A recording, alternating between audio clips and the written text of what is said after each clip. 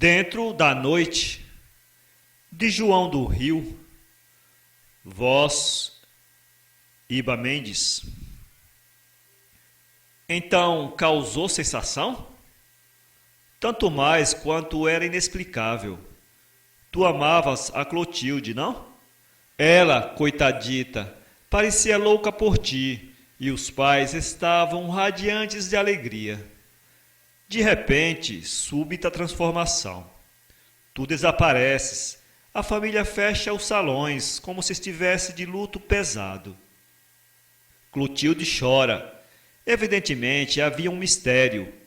Uma dessas coisas capazes de fazer os espíritos imaginosos arquitetarem dramas horrendos. Por felicidade, o juízo geral é contra o teu procedimento. Contra mim? Podia ser contra a pureza da Clotilde. Graças aos deuses, porém, é contra ti. Eu mesmo concordaria com o Prates, que te chama velhaco, se não viesse encontrar o nosso Rodolfo agora, 11 da noite, por tamanha intempérie, metido num trem de subúrbio, com o ar desvairado. Eu tenho o ar desvairado? Absolutamente desvairado. Vê-se? É claro, pobre amigo, então sofreste muito? Conta lá. Estás pálido, suando, apesar da temperatura fria, e com um olhar tão estranho, tão esquisito, parece que bebeste e que choraste. Conta lá. Nunca pensei encontrar o Rodolfo Queiroz, o mais elegante artista desta terra, num trem de subúrbio, às 11 de uma noite de temporal. É curioso. Ocultas os pesares nas matas suburbanas? Estás a fazer passeios de vício perigoso? O trem rasgara a treva num silvo alanhante e de novo cavalava sobre os trilhos. Um sino enorme ia com ele badalando, e pelas portinholas do vagão viam-se a marginar a estrada as luzes das casas ainda abertas, os silvedos empapados de água e a chuva lastimável a tecer o seu infindável véu de lágrimas. Percebi então que o sujeito gordo da banqueta próxima, o que falava mais, dizia para o outro: Mas como tremes, criatura de Deus? Estás doente? O outro sorriu desanimado. Não, estou nervoso. Estou com a maldita crise. E como o gordo esperasse? Oh, meu caro, o Prates tem razão. E teve razão a família de Clotilde. E tens razão tu, cujo olhar é de assustada piedade. Sou um miserável desvairado. Sou um infame desgraçado. Mas que é isto, Rodolfo? Que é isto? É o fim, meu bom amigo. É o meu fim. Não há quem não tenha o seu vício, a sua tara, a sua brecha. Eu tenho um vício que é positivamente a loucura. Luto, resisto, grito, debato-me. Não quero, mas o vício vem vindo a rir. Toma minha mão, faz-me inconsciente, apodera-se de mim. Estou com a crise.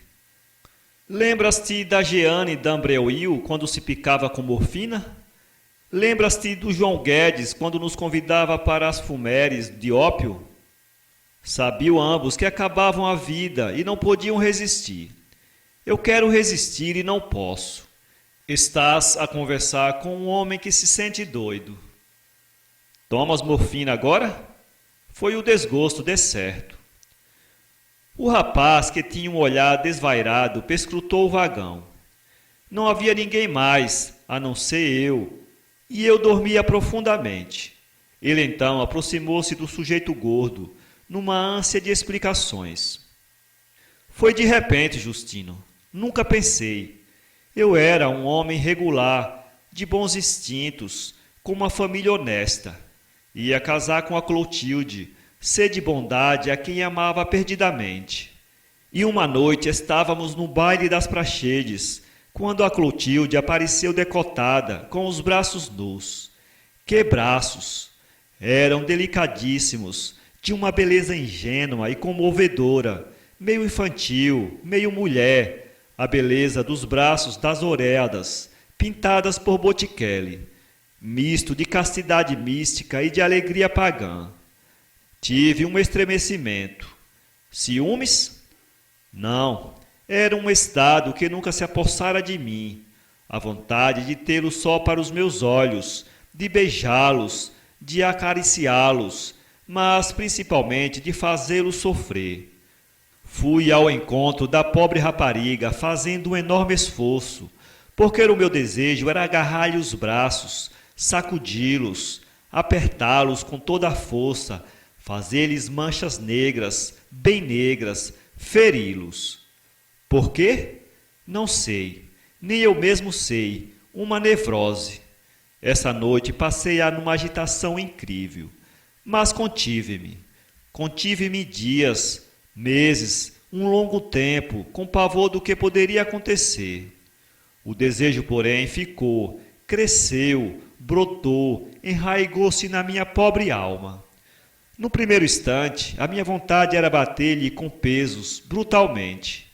Agora, a grande vontade era de espetá-los, de enterrar-lhes longos alfinetes, de cozê-los devagarinho, a picadas. E junto de Clotilde, por mais compridas que trouxesse as mangas, eu via esses braços nus como na primeira noite, via a sua forma grácil e suave, sentia a finura da pele e imaginava o súbito extremação quando pudesse enterrar o primeiro alfinete. Escolhia posições, compunha o prazer diante daquele susto de carne que havia de sentir. Que horror! Afinal, uma outra vez encontrei-a na saltéria da Viscondesa de Lages, com um vestido em que as mangas eram de gaze. Os seus braços, oh, que braços, Justino, que braços! Estavam quase nus. Quando Clotilde erguia-os, parecia uma ninfa que fosse se metamorfoseando em anjo. No canto da varanda, entre as roseiras, ela disse-me: Rodolfo, que olhar o seu! Está zangado? Não foi possível reter o desejo que me punha a tremer, rangendo os dentes. Oh, não! Fiz. Estou apenas com vontade de espetar este alfinete no seu braço. Sabes como é pura a Clotilde. A pobrezita olhou-me assustada, pensou, sorriu com tristeza. Se não quer que eu mostre os braços, por que não me disse há mais tempo, Rodolfo? Diga, é isso que o faz zangado? É isso, Clotilde. E rindo, como esse riso devia parecer idiota, continuei. É preciso pagar ao meu ciúme a sua dívida de sangue. Deixa espetar o alfinete. Está louco, Rodolfo? Que tem? Vai fazer-me doer. Não dói. E o sangue?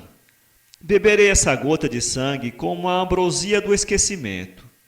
E dê por mim, quase de joelhos, implorando, suplicando, inventando frases, com um gosto de sangue na boca e as frontes a bater, a bater. Clotilde, por fim, estava atordoada, vencida, não compreendendo bem se devia ou não resistir. Ah, meu caro, as mulheres! Que estranho fundo de bondade, de submissão, de desejo, de dedicação inconsciente tem uma pobre menina. Ao cabo de um certo tempo, ela curvou a cabeça, murmurou no suspiro. Bem, Rodolfo, faça, mas devagar, Rodolfo. Há de doer tanto, e os seus 2 braços tremiam. Tirei da botoeira da casaca um alfinete e nervoso como se fosse amar pela primeira vez, escolhi o lugar, passei a mão, senti a pele macia e enterrei-o. Foi como se fisgasse uma pétala de camélia, mas deu-me um gozo complexo de que participavam todos os meus sentidos. Ela teve um ar de dor, levou o lenço ao sítio picado e disse magoadamente: Mal! Ah, Justino, não dormi.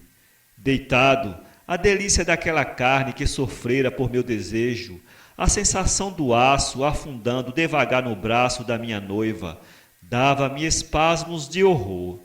Que prazer tremendo!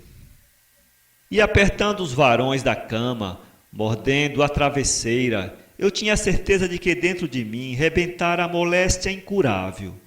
Ao mesmo tempo que forçava o pensamento a dizer: nunca mais farei essa infâmia. Todos os meus nervos latejavam. Voltas amanhã. Tens que gozar de novo o supremo prazer.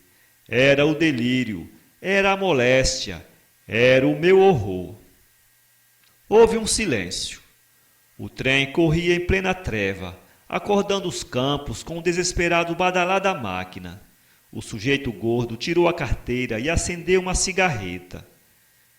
Caso muito interessante, Rodolfo. Não há dúvida que é uma degeneração sexual, mas o altruísmo de São Francisco de Assis também é degeneração, e o amor de Santa Teresa não foi outra coisa. Sabes que Rousseau tinha pouco mais ou menos esse mal? És mais um tipo a enriquecer a série enorme dos discípulos do Marquês de Sade. Um homem de espírito já definiu o sadismo, a depravação intelectual do assassinato. És um Jack the Ripper civilizado. Contentas-te com enterrar alfinetes nos braços. Não te assustes. O outro resfolegava com a cabeça entre as mãos. Não rias, Justino. Estás a tecer paradoxos diante de uma criatura já do outro lado da vida normal. É lúgubre. Então continuaste? Sim, continuei. Voltei imediatamente. No dia seguinte, à noitinha, estava em casa de Clotilde e com um desejo louco, desvairado. Nós conversávamos na sala de visitas. Os velhos ficavam por ali a montar guarda. Eu e a Clotilde íamos para o fundo, para o sofá. Logo ao entrar, tive o instinto de que podia praticar a minha infâmia na penumbra da sala, enquanto o pai conversasse. Estava tão agitado que o velho exclamou: Parece, Rodolfo, que vieste a correr para não perder a festa. Eu estava louco apenas.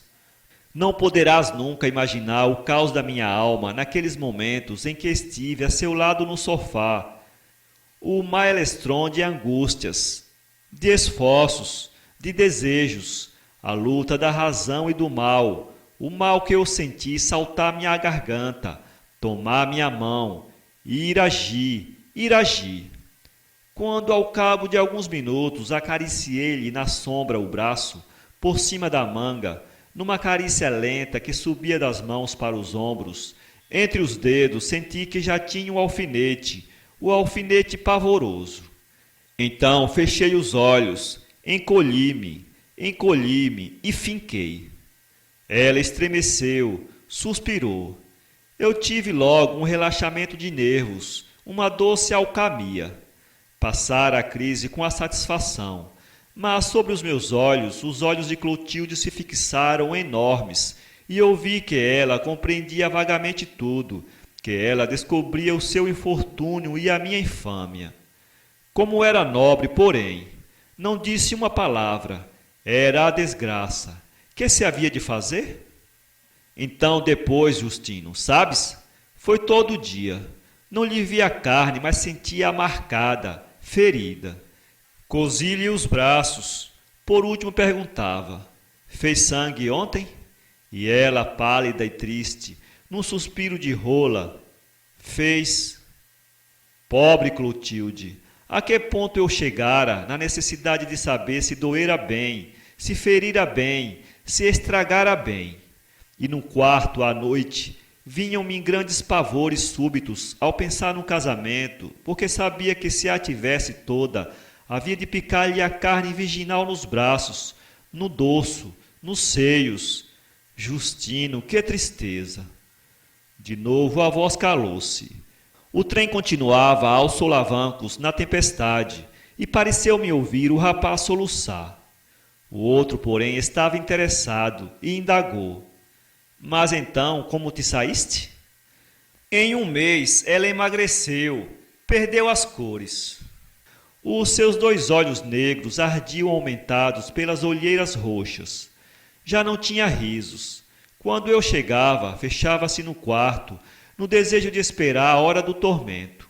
Era a mãe que a ia buscar. Minha filha, o Rodolfo chegou, havia-te. E lá de dentro, já vou, mãe. Que dor eu tinha quando a via aparecer sem uma palavra. Sentava-se à janela, consertava as flores da jarra, hesitava, até que sem forças vinha tombar a meu lado, no sofá, como esses pobres pássaros que as serpentes fascinam. Afinal, há 2 meses, uma criada viu-lhe os braços, deu o alarme. Clotilde foi interrogada, confessou tudo numa onda de soluços. Nessa mesma tarde, recebi uma carta seca do velho pai, desfazendo o compromisso e falando em crimes que estão com penas no código. E fugiste? Não fugi. Rolei, perdi-me. Nada mais resta do antigo Rodolfo. Sou outro homem, tenho outra alma, outra voz, outras ideias. Assisto-me endoidecer. Perder a Clotilde foi para mim o sossobramento total.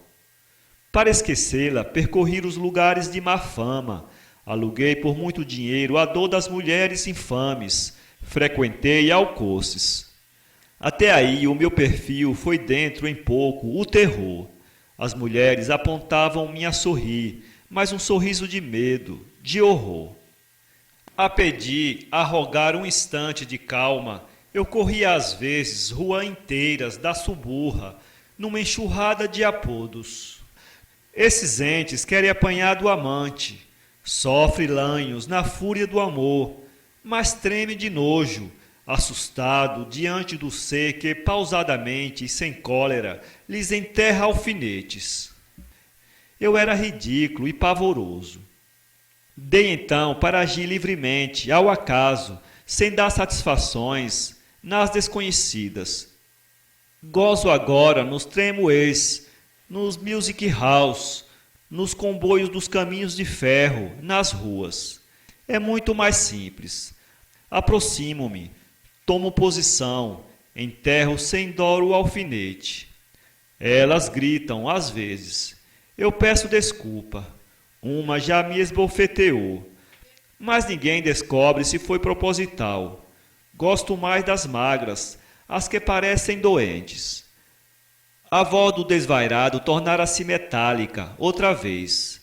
De novo, porém, a envolveu um tremor assustado. Quando te encontrei, Justino, vinha acompanhar uma rapariga magrinha. Estou com a crise, estou. O teu pobre amigo está perdido. O teu pobre amigo vai ficar louco. De repente, num entrechocar de todos os vagões, o comboio parou. Estávamos numa estação suja, iluminada vagamente. 2 ou 3 empregados apareceram com lanternas rubras e verdes. Apitos trilaram. Nesse momento, uma menina loura, com um guarda-chuva a pingar, apareceu, espiou o vagão, caminhou para outro, entrou. O rapaz pôs-se de pé logo. Adeus. Saltas aqui? Salto. Mas que vais fazer? Não posso, deixa-me, adeus. Saiu, hesitou um instante. De novo os apitos trilaram. O trem teve um arranco. O rapaz apertou a cabeça com as 2 mãos, como se quisesse reter um irresistível impulso. Houve um silvo. A enorme massa, resfolegando, rangeu por sobre os trilhos. O rapaz olhou para os lados, consultou a botoeira, correu para o vagão onde desaparecera a menina loura. Logo o comboio partiu. O homem gordo recolheu a sua curiosidade, mais pálido, fazendo subir a vidraça da janela. Depois estendeu-se na banqueta. Eu estava incapaz de erguer-me, imaginando ouvir a cada instante um grito doloroso no outro vagão, em que estava a menina loura. Mas o comboio rasgara a treva com outro silvo, cavalgando os trilhos vertiginosamente. Através das vidraças molhadas, viam-se numa correria fantástica as luzes das casas ainda abertas, as sebes empapadas d'água sob a chuva torrencial.